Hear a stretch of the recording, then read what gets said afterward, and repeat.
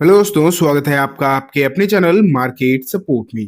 दोस्तों, आज की इस वीडियो में हम बात करने वाले हैं आईआरएफसी लिमिटेड के शेयर के बारे में।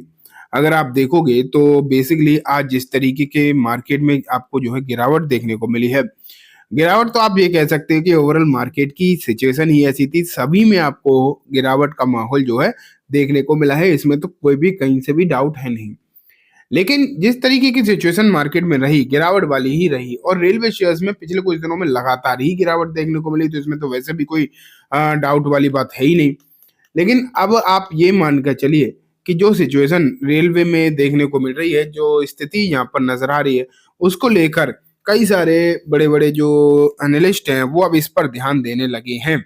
आज की इस वीडियो में हम ये जानेंगे कि गौरांग शाह ने एक रिपोर्ट जो पब्लिश करी है पर्टिकुलरली आईआरएफसी पर, उसके बारे में डिस्कस करेंगे। लेकिन साथ में उन्होंने Q3 के रिजल्ट किस तरीके के आ सकते हैं इसके बारे में भी चर्चा करी है, वो भी हम डिस्कस करेंगे। लेकिन साथ में दो और स्टॉक्स के बारे में भी आज की इस वीडियो में हम बात करेंगे। तो स्टार्ट करते हैं।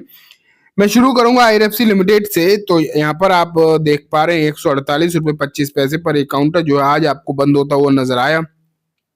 अगर उतार चढ़ाव की बात करी जाए तो एक तरफा गिरावट जो है आपको यहाँ पर देखने को मिली है, एक तरफा। एंड गिरावट भी कोई छोटी मोटी नहीं, लगभग 3% के आसपास ये शेयर जो है डाउन होता हुआ नजर आया। तो गिरावट तो ठीक ठाक है, इसमें तो कोई भी कहीं से भी डाउट वाली बात नहीं है। लेकिन मान लेते हैं जब इस तरीके की गिरावट आपको देखने को मिली ही है एंड पिछले कुछ दिनों से शेयर गिर ही रहा है, कोई नई बात भी नहीं है, तो इन्वेस्टर्स तो अगर आप देखोगे तो जो डरने वाले इन्वेस्टर्स थे तो वो तो छोड़ के जा चुके हैं। और जो इन्वेस्टर जो अब यहाँ पर हैं वो इस तरीके की सिचुएशन से ना यूज टू हो चुके हैं, क्योंकि ना उन्हें अब कोई फर्क खास पड़ नहीं रहा। ऊपरी स्तर से अगर आप इसे देखो आज तो 4-5% की गिरावट तो जरूर हुई है, लेकिन मेन क्या है कि मार्केट की ही सिचुएशन खराब है। तो आप इसलिए बहुत ज्यादा ये मत सोचो कि सिर्फ और सिर्फ आईआरएफसी में बहुत ज्यादा आपको समस्या देखने को मिली है। लेकिन जैसा कि मैं आपको बता रहा हूँ कि इन्वेस्टर्स तो अब अच्छा खासा यहाँ पर जो है यूज टू हो चुके हैं, कोई नई बात उन्हें दिखाई दे नहीं रही। शेयर ऑलरेडी 35% डाउन है अपने ऊपरी स्तर से, ठीक है।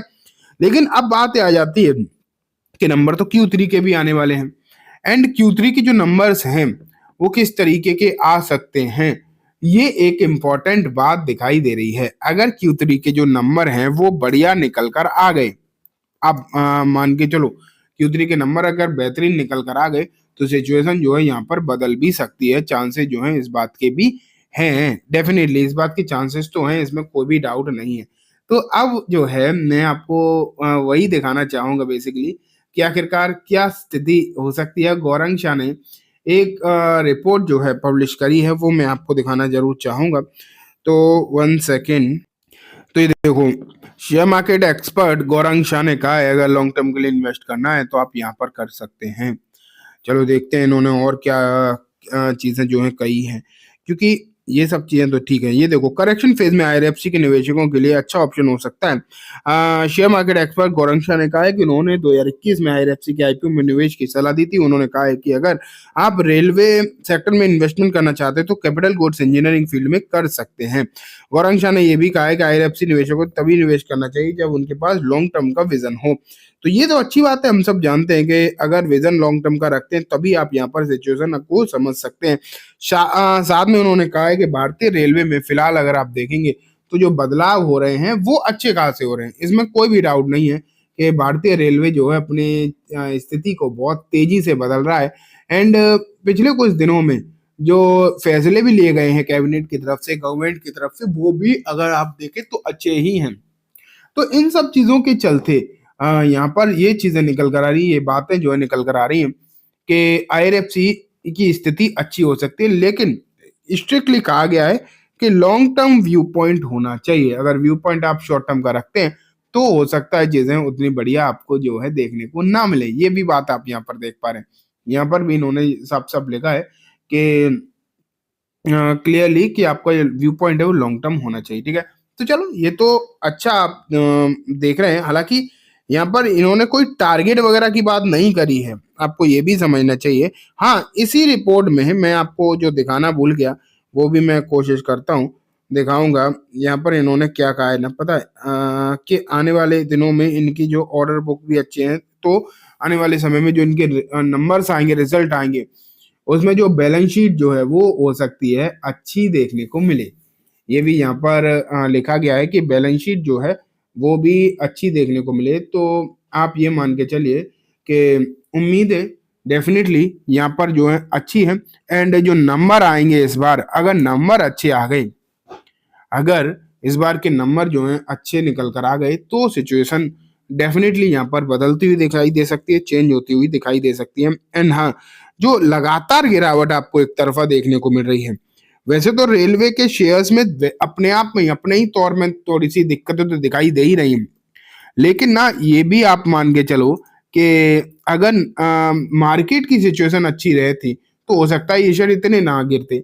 लेकिन अभी तो सब तरफ से मार पड़ रही, देखा जाए तो हर तरफ से मार्केट भी खराब, शेयर्स की हालचाल पहले से ही खराब, तो ये स्थिति है। ठीक है, अब यही है कि जब मार्केट सही हो जाएगा तो, और साथ में अगर Q3 के जो नंबर हैं वो अगर सही आ गए, तो सिचुएशन यहाँ पर आपको बदलती हुई देखने को मिल सकती है। फिर आप यहाँ पर जो है नजर भी चाहे तो बनाकर चल सकते हैं, लेकिन अभी की स्थिति थोड़ी सी सुधार की तरफ दिखाई नहीं दे रही। ठीक है, तो ये बात हो गई दोस्तों IRFC के बारे में। अब जो है मैं आपको नेक्स्ट शेयर के ऊपर लेके चलता हूँ, जो कि आपको देने वाला है बोनस, एंड नाम है दोस्तों KPI ग्रीन। अगर देखो इस तरीके के खराब मार्केट में शेयर ने जो है आपको बोनस यहाँ मतलब 5% का सर्किट ही दिखा दिया, ये बहुत इंपॉर्टेंट बात है। देख पा रहे हो, जहां मार्केट की स्थिति खराब चल रही है वहां पर आपको जो है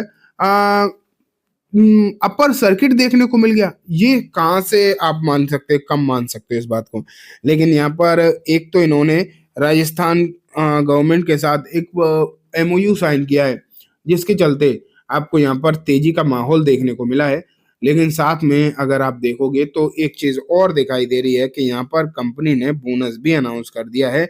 और 3 जनवरी अगर आप देखोगे तो उसकी जो है आपको रिकॉर्ड डेट भी देखने को मिल रही है। तो ये सिचुएशन भी आप कह सकते हो जिसके चलते आपको तेजी का माहौल यहाँ पर नजर आया है।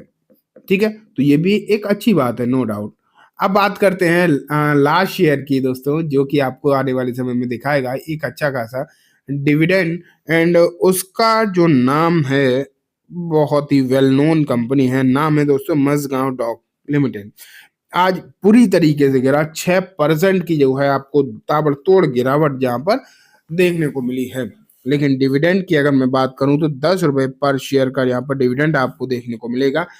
एंड इसकी जो रिकॉर्ड डेट, एक्स डेट जो आपको देखने को मिल रही है वो 27 दिसंबर 2024। ठीक है दोस्तों, तो ये कम्प्लीटली बात हो गई इस पर्टिकुलर काउंटर के बारे में, तीनों ही काउंटर्स के बारे में। उम्मीद है आपको सब कुछ अच्छे समझ में आ गया होगा।